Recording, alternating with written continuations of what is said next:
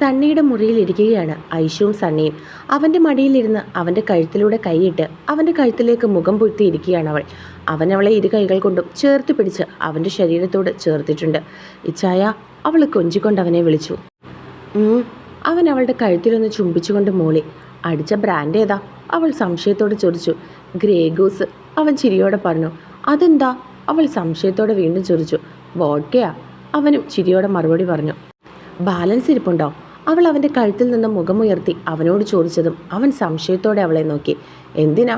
അവൻ പുരികം പൊക്കി. എനിക്കൊന്ന് ടേസ്റ്റ് നോക്കാനാ, പ്ലീസ് ഇച്ചായ, ബാലൻസ് ഇരിപ്പുണ്ടോ?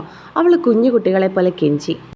നിനക്ക് ഞാൻ നല്ല മുന്തിരിവീഞ്ഞ് വാങ്ങിത്തരാം, നീ തൽക്കാലം അതുകൊണ്ട് അഡ്ജസ്റ്റ് ചെയ്താൽ മതി, അവൻ കപട ദേഷ്യത്തോടെ പറഞ്ഞതും അവൾ മുഖം വീർപ്പിച്ചു. വിട്, ഞാൻ പോകുക. എൻ്റെ ഒരു ആഗ്രഹം സാധിച്ചു തരാൻ ഇച്ചായന് വയ്യല്ലോ, അവൾ കുഞ്ഞു കുട്ടികളെ പോലെ പരാതി പറഞ്ഞു. നീ വോഡ്ക ഒന്നും ട്രൈ ചെയ്യണ്ട, അത് ആരോഗ്യത്തിന് ശരിയല്ല. അതെന്താ? ഇച്ചായൻ ആരോഗ്യത്തിന് കുഴപ്പമൊന്നുമില്ലല്ലോ, പിന്നെന്താ എനിക്ക്? പ്ലീസ് ഇച്ചായ, എൻ്റെ പൊന്നല്ലേ, എൻ്റെ ചക്കര ഇച്ചായനല്ലേ, ഒരു തവണ ഒരു ഗ്ലാസ് ടേസ്റ്റ് ചെയ്താൽ മതി, പ്ലീസ് പ്ലീസ് പ്ലീസ്. എൻ്റെ ആഗ്രഹം ഇച്ചായനോടല്ലാതെ ഞാൻ ആരോടാ പറയാ? അവൾ അവൻ്റെ താടിയിൽ പിടിച്ച് കൊഞ്ചിച്ചുകൊണ്ട് അവനോട് പറഞ്ഞു. ശരി ശരി, കുറച്ചേ തരുള്ളൂ കേട്ടല്ലോ, അവൻ കപട ദേഷ്യത്തോടെ പറഞ്ഞതും അവൾ കുഞ്ഞു കുട്ടികളെ പോലെ അനുസരണയോടെ തലയാട്ടി. എഴുന്നേക്ക്, അവൻ പറഞ്ഞതും അവൾ സംശയത്തോടെ അവനെ നോക്കി. വോഡ്ക എടുക്കണ്ടേ, അങ്ങോട്ട് എഴുന്നേക്ക്, അവൻ പറഞ്ഞതും അവൾ അവൻ്റെ മടിയിൽ നിന്നും എഴുന്നേറ്റു. അവൻ കട്ടിലിനടിയിൽ നിന്നും കുപ്പിയെടുത്ത് കട്ടിലിൻ്റെ മുകളിലേക്ക് വെച്ചു. ഇതൊരു കുപ്പി ഫുള്ളുണ്ടല്ലോ, അവൾ സംശയത്തോടെ പറഞ്ഞു. 2 എടുത്തത്, അലക്സ് ഇല്ലായിരുന്നല്ലോ, അവനങ്ങ് പാത്തൂൻ്റെ അടുത്ത് പോയില്ലേ, അതുകൊണ്ട് ഒരെണ്ണേ പൊട്ടിച്ചോളൂ, അവൻ പറഞ്ഞതും അവൾ തലയാട്ടി. നീ ഇവിടെ നിൽക്ക്, ഞാൻ പോയി ഫ്രിഡ്ജിൽ നിന്ന് വെള്ളം എടുത്തിട്ട് വരാം, അവൻ പറഞ്ഞതും അവൾ തലയാട്ടിക്കൊണ്ട് കട്ടിലിലേക്കിരുന്നു. അവൻ പതിയെ ശബ്ദമുണ്ടാക്കാതെ വാതിൽ തുറന്ന് അടുക്കളയിൽ പോയി ഒരു ഗ്ലാസും ഒരു കുപ്പി വെള്ളവുമായി വന്നു. പിന്നെ വോഡ്ക പൊട്ടിച്ച് കുറച്ച് ഗ്ലാസ്സിലേക്ക് ഒഴിച്ചിട്ട് അവൻ വെള്ളം ചേർത്ത് അവൾക്ക് നേരെ നീട്ടി. ഇത് കുറച്ചേ ഉള്ളല്ലോ ചായ, അവൾ ചുണ്ടുകൾ ചുളുക്കി പരാതി പോലെ പറഞ്ഞു. നിനക്ക് ടേസ്റ്റ് നോക്കിയാൽ പോരെ, അത്രയും മതി, അവൻ അവളെ നോക്കി കണ്ണുരുട്ടിക്കൊണ്ട് പറഞ്ഞു. ദുഷ്ടൻ, അവൾ പറഞ്ഞുകൊണ്ട് അത് ചുണ്ടിനോട് അടുപ്പിച്ചു. ഒരു തുള്ളി ടേസ്റ്റ് ചെയ്തപ്പോഴേക്കും അവൾക്ക് മനംമറിച്ചു വന്നു. അവൾ വാ പൊത്തിക്കൊണ്ട് ബാത്റൂമിലേക്ക് ഓടി. പിന്നെ അവിടെ ഷർദലിൻ്റെ സൗണ്ട് മാത്രമേ പുറത്തേക്ക് കേട്ടുള്ളൂ. അവൻ ഓടിച്ചെന്ന് അവളുടെ പുറത്ത് തടവി കൊടുത്തു. രാത്രിയിൽ കഴിച്ച ഭക്ഷണം മുഴുവൻ അവൾ ഛർദ്ദിച്ചു കളഞ്ഞു. എല്ലാം കഴിഞ്ഞ് നെഞ്ചിൽ കൈവച്ചുകൊണ്ട് അവൾ അവനെ നോക്കി. നിനക്ക് ടേസ്റ്റ് അറിഞ്ഞപ്പോൾ സമാധാനമായോ? അവൻ കപട ദേഷ്യത്തോടെ ചോദിച്ചു. നിങ്ങളൊക്കെ ഇതെങ്ങനെയാ വായിലോട്ട് കമഴ്ത്തുന്നത്? എന്തൊരു കയ്പാണ് പുല്ലിന്, ബ്ലാ. അവൾ ഛർദ്ദിക്കുന്നത് പോലെ ആക്ഷൻ കാണിച്ചു. അവളുടെ ഓരോ പ്രവൃത്തിയും കണ്ട് അവൻ ചിരിച്ചുകൊണ്ട് അവളെ നോക്കി. അവൻ നോക്കുന്നത് കണ്ടതും അവൾ എന്താണെന്ന് പുരികം പൊക്കി. ഒരു ഫ്രഞ്ച് ട്രൈ ചെയ്താലോ? അവൻ പുരികം പൊക്കി കുസൃതി ചിരിയോട് ചോദിച്ചു. പോയി പല്ല് തേച്ചിട്ട് വാ, അപ്പോൾ നോക്കാം. ഈ ടേസ്റ്റ് തന്നെ ആയിരിക്കില്ലേ അവിടെയും? എനിക്ക് വോമിറ്റ് ചെയ്യാൻ തോന്നും, അവൾ പറഞ്ഞുകൊണ്ട് ബാത്റൂമിൽ നിന്നും ഇറങ്ങി ബെഡിൽ പോയിരുന്നു. പല്ല് തേച്ചിട്ട് വന്ന ഇച്ചായും ഫ്രഞ്ച് വിപ്ലവം നടത്താൻ നീ സമ്മതിക്കുമോ? അവൻ ബാത്റൂമിൽ നിന്നും വിളിച്ചു ചോദിച്ചതും അവൾ ചിരിച്ചുകൊണ്ട് തലകുലുക്കി. റോണിച്ചായ, എന്തോന്നാ ഈ കാണിക്കുന്നേ? വീട് ചാച്ചന്മാർ കണ്ട എൻ്റെ അന്ത്യമായിരിക്കും, അവൻ്റെ നെഞ്ചോട് ചേർത്ത് പിടിച്ചിരിക്കുന്ന അവൾ അവനെ തള്ളി മാറ്റാൻ ശ്രമിച്ചുകൊണ്ട് പറഞ്ഞു. അവരൊക്കെ അവളുമാരെയും കൊണ്ട് ഓരോ മൂലയ്ക്ക് പോയിട്ടുണ്ട്, അപ്പോഴാ നീ. ഒന്ന് വെപ്രാളം പിടിക്കാതിരിക്കും പെണ്ണേ, ഇച്ചായനെ സ്നേഹിക്കട്ടെ, അവൻ അവളെ പൂണ്ടടക്കം കെട്ടിപ്പിടിച്ചുകൊണ്ട് പറഞ്ഞു. ഇച്ചായ, ആരെങ്കിലും കാണും, ഒന്ന് വിടുന്നുണ്ടോ? അവൾ വീണ്ടും അവൻ്റെ കയ്യിൽ നിന്നും കുതിരി മാറാൻ ശ്രമിച്ചു. നിനക്ക് എന്നോടിപ്പോൾ ഒരു സ്നേഹവും ഇല്ല, റീൽസ് എടുക്കാൻ പോലും നീ എന്നെ വിളിക്കാറില്ല, എനിക്കെല്ലാം മനസ്സിലാകുന്നുണ്ട്, അവനില്ലാത്ത കള്ളക്കണ്ണീർ തുടച്ചുകൊണ്ട് അവളോട് പരാതി പോലെ പറഞ്ഞു. റീൽസ് എടുക്കാൻ ഞാൻ മനഃപൂർവ്വം വിളിക്കാത്തത് തന്നെയാണ്. അതിൻ്റെ കാരണം എന്താണെന്നറിയോ? പണ്ടൊക്കെ റീൽസ് എടുക്കുമ്പോൾ പെൺകുട്ടികൾ ഇച്ചായനെ പറ്റി ചോദിക്കുമ്പോൾ എനിക്കൊന്നും തോന്നില്ലായിരുന്നു. പക്ഷേ ഇപ്പോൾ ഇച്ചായൻ്റെ ഡീറ്റെയിൽസ് ചോദിക്കുമ്പോൾ എനിക്ക് കുശുമ്പ് വരുന്നുണ്ട്. അതുകൊണ്ടാണ് ഞാൻ റീൽസ് എടുക്കാൻ ഇപ്പോൾ വിളിക്കാത്തത്. ഇനി ഞാൻ കുറച്ച് നാളത്തേക്ക് ഒറ്റയ്ക്ക് എടുത്തോളാം. എന്നിട്ട് നമ്മൾ രണ്ടുപേരുടെയും കല്യാണം കഴിഞ്ഞിട്ട് നമുക്ക് രണ്ടുപേർക്കും ഒന്നിച്ചെടുക്കാം. എന്താ? അവൾ പുരികം പൊക്കി അവനോട് ചോദിച്ചു. അപ്പോഴും ഗ്ലാമറായ എന്നെപ്പറ്റി പെമ്പിള്ളേർ ചോദിക്കില്ലേടി? അവൻ വലിയ പൊങ്ങച്ചത്തോട് ചോദിച്ചു. അത് സാരമില്ല, അന്ന് ചോദിക്കുകയാണെങ്കിൽ എൻ്റെ കഴുത്തിൽ ഇച്ചായൻ്റെ മിന്നു കാണുമല്ലോ. എൻ്റെ ഭർത്താവാണെന്നറിഞ്ഞാൽ പിന്നെ ഒരു കോഴികളും ഇങ്ങോട്ട് വരില്ല. അവൾ പറഞ്ഞത് കേട്ട് അവൻ ചിരിച്ചു. എന്തിനാ ചിരിക്കുന്നത്? ഞാൻ സത്യം തന്നെയാണ് പറഞ്ഞത്. എനിക്ക് തീരെ ഇഷ്ടപ്പെടുന്നില്ല അതൊന്നും. ഓരോ കോഴികളുടെ ചോദ്യം കേൾക്കണം. ഇച്ചായൻ്റെ വീട് എവിടെയാ? നമ്മൾ തമ്മിലുള്ള റിലേഷൻ എന്താ? ഇച്ചായൻ്റെ നമ്പർ കൊടുക്കുമോ? ഇച്ചായൻ്റെ കല്യാണം കഴിഞ്ഞതാണോ? കേട്ട് ഞാൻ മടുത്തു. ഇപ്പം ഏതവളുമാരെങ്കിലും എന്നോട് അങ്ങനെ ചോദിച്ചു വന്നാലുണ്ടല്ലോ, ഞാൻ അന്നേരം അവളെ പിടിച്ച് ബ്ലോക്ക് ചെയ്യും, അവൾ കുശുമ്പോടെ പറഞ്ഞുകൊണ്ട് മുഖം വീർപ്പിച്ചു. അത് കണ്ടവൻ ചിരിച്ചു. എൻ്റെ കൊച്ചിന് ഒട്ടും കുശുമ്പില്ലല്ലോ, അവൻ അവളുടെ മൂക്കിൽ പിടിച്ച് വലിച്ചുകൊണ്ട് പറഞ്ഞു. എനിക്ക് ഇച്ചായൻ്റെ കാര്യത്തെ കുറച്ച് കുശുമ്പ് കൂടുതലാണ്. എന്താ, എന്തെങ്കിലും പ്രശ്നമുണ്ടോ? അവൾ നിന്നുകൊണ്ട് ചോദിച്ചു. അയ്യോ, എനിക്കെന്ത് പ്രശ്നം? എനിക്ക് ഈ കുശുമ്പ് കാണാനാണ് ഇഷ്ടം. അവൻ അവളുടെ ഇടുപ്പിൽ കൂടി കൈയിട്ട് അവൻ്റെ നെഞ്ചോട് ചേർത്ത് പിടിച്ചുകൊണ്ട് പറഞ്ഞു. അവൾ ചിരിച്ചുകൊണ്ട് അവൻ്റെ നെഞ്ചിലേക്ക് ചാഞ്ഞു. അവർ പരസ്പരം പുണർന്നുകൊണ്ട് നിന്നപ്പോഴാണ് സായയുടെയും ഡേവിയുടെയും സംസാരം കേൾക്കുന്നത്. അവർ പതിയെ അങ്ങോട്ടേക്ക് എത്തി നോക്കിയതും ഡേവിയും സായയും സിറ്റൗട്ടിൽ നിന്ന് സംസാരിക്കുന്നത് കണ്ടിരുന്നു. കുറച്ചു കഴിഞ്ഞതും ഡേവി ബുള്ളറ്റ് എടുത്തിട്ട് വന്നതും സായി അവൻ്റെ പുറകിലേക്ക് കയറിപ്പോയി. അവർ പോകുന്നത് കണ്ടതും റോണി എമിയെയും വിളിച്ചുകൊണ്ട് അവൻ്റെ മുറിയിലേക്ക് പോയി. അവരെവിടെ പോയതായിരിക്കും റോണി ചായ? അതും ഈ രാത്രിയിൽ? എമി സംശയത്തോടെ അവനോട് ചോദിച്ചു. ആർക്കറിയാം, കറങ്ങാൻ പോയതായിരിക്കും. അവൾ പറഞ്ഞുകൊണ്ട് കട്ടിലിലേക്കിരുന്നു.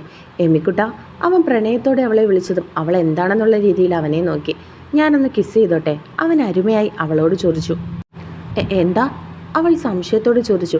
ഞാൻ കിസ് ചെയ്തോട്ടേന്ന്. അത് പിന്നെ? അവൻ്റെ ചോദ്യം കേട്ടതും അവൾ എന്തു പറയണമെന്നറിയാതെ കുഴഞ്ഞു. പ്ലീസ്, അവൻ കെഞ്ചിക്കൊണ്ട് ചോദിച്ചതും അവൾ പുഞ്ചിരിച്ചു. അവൻ അവളുടെ അടുത്തേക്ക് മുട്ടുകുത്തിയിരുന്നു.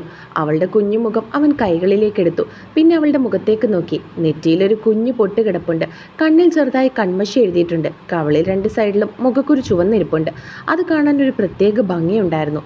അവൻ അവളുടെ പിടയ്ക്കുന്ന കണ്ണുകളിലേക്ക് നോക്കി. ചുണ്ടിൽ ചെറു പുഞ്ചിരിയുമായി ഇരിക്കുന്ന അവളെ അവൻ കണ്ണെടുക്കാതെ നോക്കിയിരുന്നു.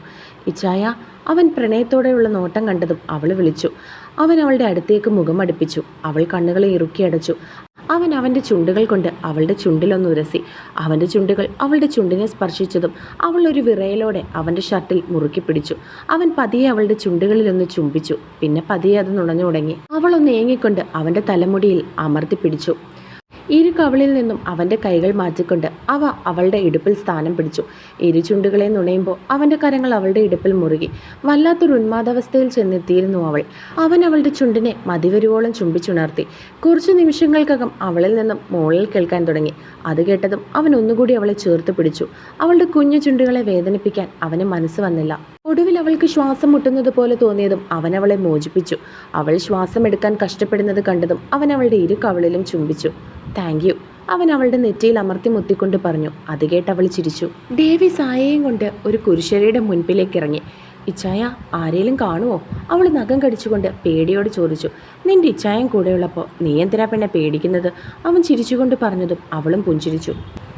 വാ, അവൻ അവളുടെ കയ്യിൽ പിടിച്ചുകൊണ്ട് പറഞ്ഞു. ആ കുരിശടിയുടെ മുൻപിൽ അവരിരുവരും കൈകൾ കൂപ്പി നിന്നുകൊണ്ട് പ്രാർത്ഥിച്ചു. ഡേവി സായയെ തന്നെ നോക്കി നിന്നു. സ്ട്രീറ്റ് ലൈറ്റിൻ്റെ വെളിച്ചത്തിൽ അവളുടെ മുഖം ഒന്നുകൂടി തിളങ്ങുന്നതായി അവന് തോന്നി. പ്രാർത്ഥിച്ചു കഴിഞ്ഞ് അവൾ ഡേവിയെ നോക്കിയതും തന്നെ കണ്ണുകൾ ചിമ്മാതെ നോക്കി നിൽക്കുന്ന അവനെയാണ് കണ്ടത്. അത് കണ്ടതും അവൾ ചിരിച്ചുകൊണ്ട് എന്താണെന്നുള്ള രീതിയിൽ പുരികം പൊക്കി കാണിച്ചു.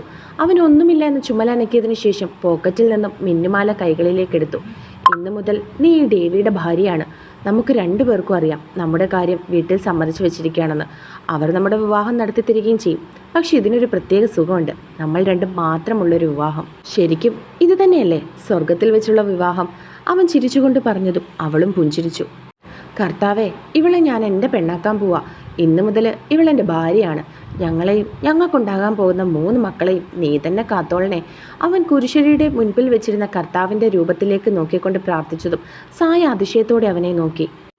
എനിക്ക് 3 വേണം. അവളുടെ നോട്ടത്തിൻ്റെ അർത്ഥം മനസ്സിലായതും അവൻ ചിരിച്ചുകൊണ്ട് പറഞ്ഞു. അത് കേട്ടതും അവൾ അവൻ്റെ കയ്യിൽ പിച്ചി.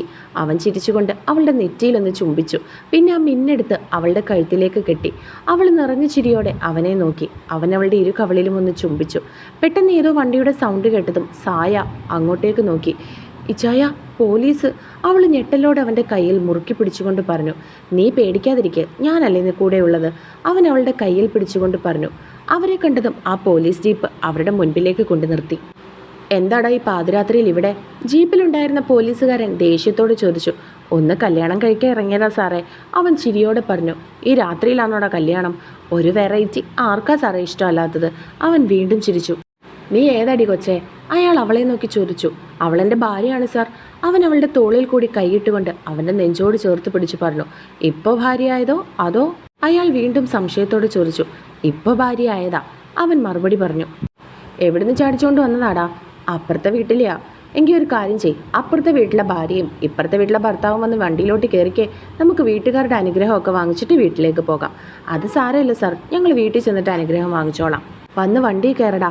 അയാൾ അവൻ്റെ ബൈക്കിൻ്റെ കീ ഊരിക്കൊണ്ട് പറഞ്ഞു. എന്തിനാ സാർ, ഞങ്ങളതിന് തെറ്റൊന്നും ചെയ്തിട്ടില്ലല്ലോ. അവൻ കുറച്ച് ദേഷ്യത്തോട് ചോദിച്ചു. തെറ്റ് ചെയ്തില്ലേ? ഇവളുടെ വീട്ടുകാരറിയാതെ വീട്ടിൽ നിന്ന് ഇവളെ ഈ രാത്രിയിൽ ഇറക്കിക്കൊണ്ട് വന്നത് തെറ്റല്ലേ? നീ കൂടുതൽ സംസാരിക്കാതെ വണ്ടിയിലോട്ട് കയറിക്കേ, അയാൾ കുറച്ച് ദേഷ്യത്തോടെ പറഞ്ഞു. ദേവി എന്തോ ദേഷ്യത്തോടെ അയാളോട് പറയാൻ പോയതും സായ അവനെ തടഞ്ഞു. നമുക്ക് ഇവരുടെ ഒപ്പം പോകാം ഇച്ചായ, വെറുതെ പ്രശ്നത്തിന് നിൽക്കണ്ട. ചാച്ചന്മാരെ വിളിക്കാം, അവർ വരട്ടെ. അവൾ ചെറിയ പേടിയോടെ പറഞ്ഞു. അവരൊന്നും രണ്ടും പറഞ്ഞ് ഉടക്കുമോ എന്ന് അവൾ ഭയന്നിരുന്നു. അവൾ ഉള്ളതുകൊണ്ട് അവരുമായിട്ട് ഉടക്കുന്നത് നല്ലതല്ല എന്ന് അവനും തോന്നി. അവനൊന്നും മിണ്ടാതെ അവളെയും കൊണ്ട് ജീപ്പിലേക്ക് കയറി. രാത്രിയിൽ ഫോൺ റിങ് ചെയ്യുന്ന സൗണ്ട് കേട്ടാണ് അലക്സ് കണ്ണു തുറന്നത്. അൺനോൺ നമ്പർ എന്ന് കണ്ടതും അവൻ പാത്തുവിനെ തലയിണയിലേക്ക് പതിയെ കിടത്തിയിട്ട് ഫോൺ എടുത്തു. ഹലോ, അലക്സ് പറഞ്ഞു. അലക്സ് അല്ലേ, ഡേവിഡിൻ്റെ ചേട്ടൻ? ആ അതെ, ആരാ? ഞാൻ പോലീസ് സ്റ്റേഷനിൽ നിന്നാണ്. അയാൾ പറഞ്ഞതും അലക്സ് ഒരു നിമിഷം പേടിച്ചു. എന്താ എന്താ സാർ, അവൻ സംശയത്തോട് ചോദിച്ചു. തൻ്റെ അനിയനും ഒരു പെൺകുട്ടിയും കൂടി രാത്രി കല്യാണം കഴിക്കാൻ ഇറങ്ങി. ഇപ്പോൾ സ്റ്റേഷനിലുണ്ട്. ഉത്തരവാദിത്തപ്പെട്ടവർ വരികയാണെങ്കിൽ വിടാം. പെൺകൊച്ചിനെ കണ്ടിട്ട് കൊച്ചാണെന്ന് തോന്നി. അതാ സ്റ്റേഷനിൽ കൊണ്ടുവന്നത്. കൊച്ചിൻ്റെ കഴുത്തിൽ മിന്നും കിടപ്പുണ്ട്. ഇപ്പോൾ കെട്ടിയതാ. അയാൾ പറഞ്ഞുകൊണ്ട് ഡേവിയെ നോക്കിയതും അവൻ എളിച്ചു കാണിച്ചു. അവൻ്റെ കയ്യിൽ ചുറ്റിപ്പിടിച്ച് സായയെ നിൽപ്പുണ്ട്. സായയാണോ സാർ? അലക്സ് സംശയത്തോട് ചോദിച്ചു. ആ അതെ അതെ, സായയാ. അങ്ങനെയാ കുട്ടിയുടെ പേര്, അറിയുമോ? അയാൾ സംശയത്തോടെ അവനോട് ചോദിച്ചു. അറിയാം, അവരുടെ വിവാഹം ഉറപ്പിച്ചു വെച്ചേക്കുവാ, അലക്സ് പറഞ്ഞു. അതെയോ? എനിക്കറിയില്ലായിരുന്നു. രണ്ടുപേരെ ആ സമയത്ത് കണ്ടപ്പോൾ ഡൗട്ട് തോന്നി, അതാ ഇങ്ങോട്ട് കൊണ്ടുവന്നത്. അവൻ്റെ കയ്യിലൊന്ന് ഫോൺ കൊടുത്തേ, അലക്സ് പറഞ്ഞതും അയാൾ ഫോൺ ഡേവിക്ക് കൊടുത്തു. ഹലോ, ഡേവി ചിരിച്ചുകൊണ്ട് പറഞ്ഞു. ഭാ, നിനക്ക് ഈ നേരവേ കണ്ടുള്ളോ പന്നി അവളെ വിവാഹം കഴിക്കാൻ? അലക്സ് ചോദിച്ചു. എടാ, ഒരു വെറൈറ്റിക്ക് അവൻ്റെ വെറൈറ്റി എന്നെ കൊണ്ടൊന്നും പറയിപ്പിക്കരുത് പുല്ലേ, അവൻ കപട ദേഷ്യത്തോടെ പറഞ്ഞു. എടാ, ഞങ്ങൾ വെറുതെ തമാശയ്ക്ക്. അയാൾ മുറ്റാണോടാ? അവൻ സീരിയസ് ആയിട്ട് ചോദിച്ചു. വലിയ കുഴപ്പമില്ലെന്ന് തോന്നുന്നു, ഡേവി അയാളെ നോക്കി പറഞ്ഞു. നീ അയാളുടെ കയ്യിൽ ഫോൺ കൊടുക്ക്, ഞാൻ സംസാരിക്കാം. അത് പറഞ്ഞതും ഡേവി അയാൾക്ക് ഫോൺ കൊടുത്തു. സർ, ഞാൻ വരണമെന്നുണ്ടോ? അവരെ വിട്ടൂടെ?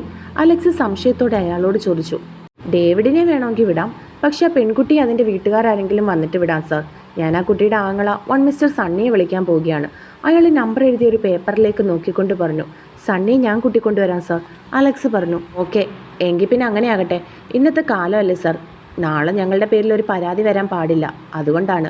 ഇറ്റ്സ് ഓക്കെ, നിങ്ങളുടെ കടമ നിങ്ങൾ ചെയ്യുന്നു. ഞാൻ അവനെയും കൂട്ടി ഉടനെ വരാം. അലക്സ് പറഞ്ഞതും അയാൾ ഓക്കെ പറഞ്ഞു ഫോൺ വെച്ചു. അലക്സ് ഫോൺ എടുത്ത് സണ്ണിയെ വിളിച്ച് കാര്യം പറഞ്ഞു. സണ്ണി ഐശുവിനെ പറഞ്ഞു വിട്ടിട്ട് അവർ രണ്ടുപേരും കൂടി സ്റ്റേഷനിലേക്ക് ചെന്നു. സ്റ്റേഷനിലേക്ക് കയറി വരുന്ന സണ്ണിയും അലക്സിനെയും കണ്ടതും ഡേവി രണ്ടുപേരെ നോക്കി വളിച്ചൊരു ചിരിച്ചു കാണിച്ചു. സായ പിന്നെ ഡേവിയുടെ പുറകിലേക്ക് മാറി നിന്നു. സർ, അലക്സ് വിളിച്ചതും അയാൾ അവരോട് അവിടെ ഇരിക്കാൻ പറഞ്ഞു. ഞാൻ ഡേവിഡിൻ്റെ ചേട്ടനാണ് അലക്സ്. ഇത് സായയുടെ ബ്രദറാണ് സണ്ണി, അലക്സ് പറഞ്ഞു. കാര്യങ്ങളെല്ലാം അറിഞ്ഞല്ലോ, ഇനി ഞാൻ ഒന്നും പറയേണ്ട കാര്യമില്ലല്ലോ. രണ്ടുപേരും കൂടി പാതിരാ കല്യാണത്തിന് ഇറങ്ങിയതാ വെറൈറ്റി ട്രൈ ചെയ്യാൻ. ദേ, കൊച്ചിൻ്റെ കഴുത്തിൽ മിന്നും കെട്ടി. അയാൾ അവളെ ചൂണ്ടിക്കാണിച്ചതും അവൾ രണ്ടുപേരെ നോക്കി ചിരിച്ചു കാണിച്ചു. രണ്ടുകൂടെ നേരത്തെ തീരുമാനിച്ചതാണെന്ന് തോന്നുന്നു, അല്ലെങ്കിൽ മിന്നൊന്നും കയ്യിൽ കാണില്ലല്ലോ, അയാൾ ചിരിയോടെ പറഞ്ഞു. അത് നേരത്തെ വാങ്ങി വെച്ചതാ സാർ, പക്ഷേ ഇത് പെട്ടെന്നുള്ള തീരുമാനമായിരുന്നു, ഡേവിഡ് ചിരിച്ചുകൊണ്ട് പറഞ്ഞു. ശരി, നേരത്തെ വിവാഹം വീട്ടുകാരായിട്ട് ഉറപ്പിച്ചിരിക്കുന്നത് കൊണ്ട് കുഴപ്പമില്ല. എന്തായാലും രണ്ടുപേരും കൂടി വന്ന് സൈൻ ചെയ്തിട്ട് പൊക്കോ, അയാൾ പറഞ്ഞതും അവർ രണ്ടുപേരും വന്ന് സൈൻ ചെയ്തു.